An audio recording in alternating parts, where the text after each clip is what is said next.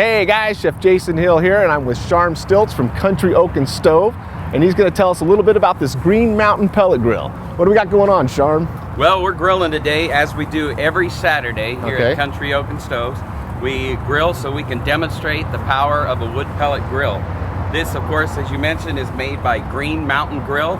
This model is the Daniel Boone model. That's the one I have. It's actually our best-selling unit because it's versatile. You can actually even load this up, take it with you on a road trip or a camping trip or a trip to the dunes, whatever you might do with your ATVs, motorcycles, or whatever.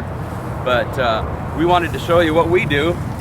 We basically fire it up, 8 o'clock in the morning, and we're running right now about 355 degrees. Now this is very unique because the fuel that's being used is all wood pellet. I don't know if you can be able to see this, but this is your fuel. All natural. This is sawdust that never hits the ground. The base pellet is oak, but they actually mix in other flavors such as mesquite and hickory and maple and cherry. It actually is self-feeding, so once you fill the hopper, which is right over here, just about takes a whole 20 pounds of pellets. You basically can set it and forget it, or walk away for as long as you choose to. The temperature control is fully digital. You basically flip a switch and push one button to get the unit to start up. It basically goes through 3 steps in startup to get the pellets burning. And once it does that, it defaults to its default temperature of 150 degrees.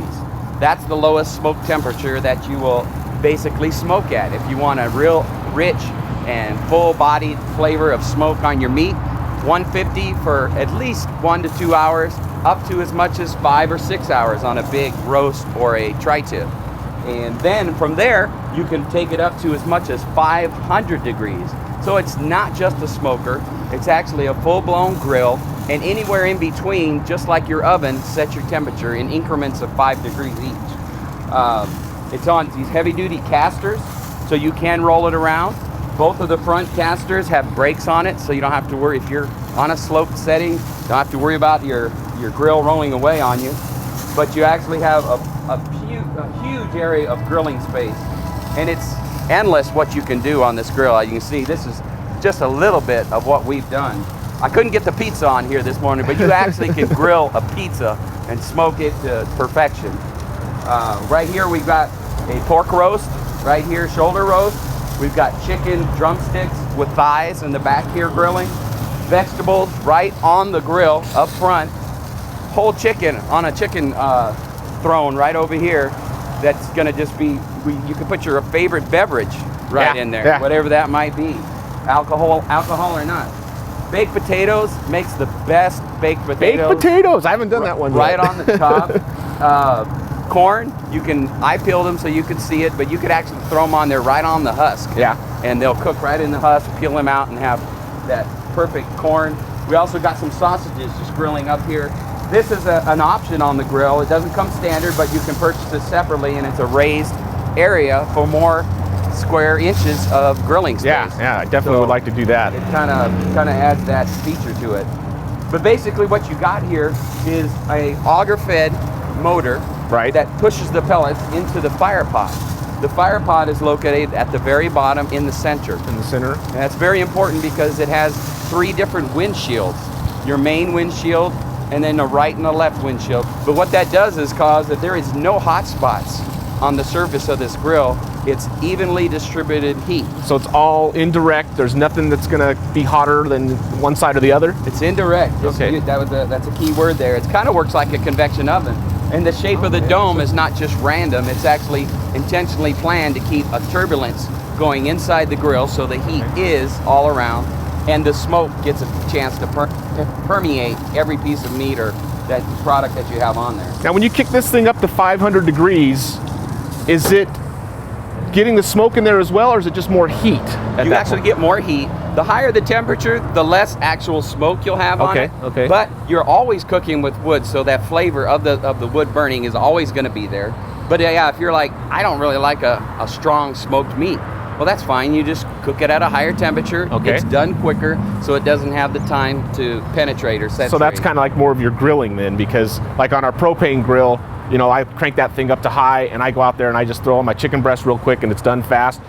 Similar to this, you're not going to get a smoky flavor. That's right. You're just going to get a high heat, quick cook on it, and so it's very versatile. Very versatile. That's what I love about this thing. I really do. I mean, it's just, hey, I want to smoke today. I don't want to smoke. I'm going to do the high grill. You know, Yeah, and this thing burns so clean that it's 85% less of what EPA standards are on emissions for the smoke. Oh, wow. Now, it's very pleasant to the nose because as it burns, you know, that smell is just overwhelming. Yeah. I had my family over the other day, and I was doing some fish, and I turned the thing on, and my dad's like, "Oh man, I feel like I'm at a campfire," you know, just the smell of it. Oh, it's actually very mesmerizing. You get your neighbors interested in what you're doing, that's for sure. And when we do it on Saturdays, it helps sell these grills. Yeah. But yeah, the pellet, and they burn so clean that there's only 1/3 of 0.5% that is left in ash. Wow. That's how clean burning this thing is, because it's got air forced in there and it's constantly burning it up. You have very little ash left over in the bottom of the grill. So yeah, I was reading, you know, how often do you have to clean it, and it was like, I think it said maybe twice, or depends on how much you use it, but I think it said something about maybe once every 2 months. I'd have to get in there and vacuum it out, or honestly, I'm one like most people, a procrastinator, and I'll put it off, and sometimes I only clean it once a year. I'll get in there and it'll be piled up, just take shot back, suck it all out, and that's all there is to it. The grill has a neat feature. When you shut it down, you don't just unplug it or turn it off.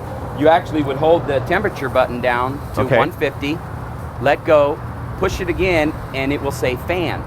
That fan is the shutdown process for the grill. What it does is clean out the fire pot, freeze it of all unburned pellets, so that when you start up the next time, you don't have any residual left over inside of there. So they pretty much thought of everything as far as the grill and keeping it so you don't have to pull it apart and maintain it. It's pretty much self-maintained. You also we have the probe, which plugs right onto the front of the board here, goes through this hole here on the side, and you can plug it right into your meat.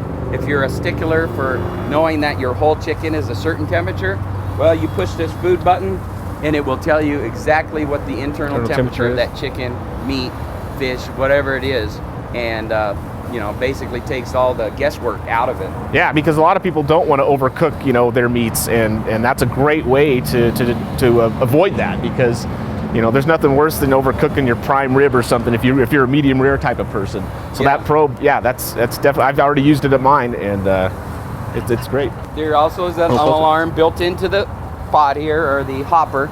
Once it gets down below a level that is going to be close to running out, there's actually a audible beep, and kind of like the French police driving through your backyard, and to tell you, hey, it's time to get pellets in there or you're going to eventually run out. So it's pretty much foolproof. But with a full load like this on a lower temperature, I mean 6 hours plus. 6 hours out without even bothering it. Normally what we would do as our own family, I'll get up at 7 o'clock in the morning and I'll even take frozen meats. Oh, wow. And because I've got things to do, I'm not going to be around, and I don't want to touch it. I don't want to worry about it. I'll put on frozen tri-tip, a whole chicken frozen, a whole container of your chicken wings or chicken drumsticks, and I'll just set it to 150, just let it smoke for 5 or 6 hours. And then you guys are ready to come home, and it's perfect.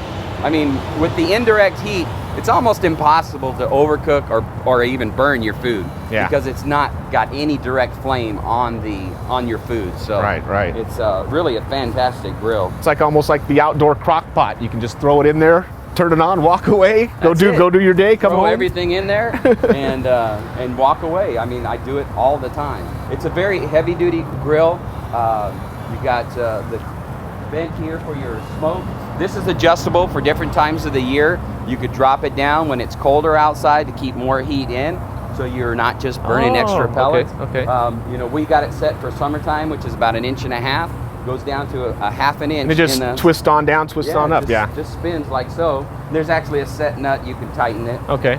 And then all your grease that comes off your meat that we don't want to partake of just slides off the burn tray and drips into this little can right here. And if you have dogs, make sure you put that can up every night, or you'll have a mess, because that will get your animals right to it. it is our favorite grill, and a lot of people haven't even seen this technology, and they think, wow, this is new. I bet it's going to have a lot of bugs to work out and flaws or issues on quality. But this grill is one that is from a generation 25, 27 years back. We've been selling these grills for that long. Green Mountain has been around that long, but we've been selling models of pellet grill for that long. So it's not new technology. It just hasn't got out there as well as it should. But we are firm believers, and it's just about the only grill that we sell right now because it's the most easiest and versatile for all your cooking needs. All right, Sharm, I can't leave without trying something. So I see your veggies are done. I'm gonna try one of these little peppers here. Oh man. Oh, smoked peppers, my favorite. I did one at the house where I stuffed it with cream cheese and wrapped it with bacon. It was awesome. As if the pepper wasn't good enough on its own. I'll just take a chicken leg. Yeah? Yeah. And They take off with that? look at that. Look at that. Oh, So man. juicy. Let me get a little bite of that. Not dry at all. No. We'll actually get it to this point where Oh. it's just beautifully cooked like this. Then we'll throw the grill down on a 150, and it could just sit on here for hours without drying out, and people get hot food right off the grill for the rest of the day. So that's another beauty of this. If you wanted to pre-cook a large, vast amount of meat, and then right before your company gets there, put it back on at 150, you just warm it back up, and everybody thinks you just labored all morning long getting it ready. It was all just pre-cooked. It's pretty amazing. It's the best thing going. I don't know. I can't think of another grill you'd want to have besides the Green Mountain Pellet Grill because it does everything. And why would you have two when you could do it all with one? Exactly. I mean, this, you've shown it, it's proven itself just by showing what you showed us today.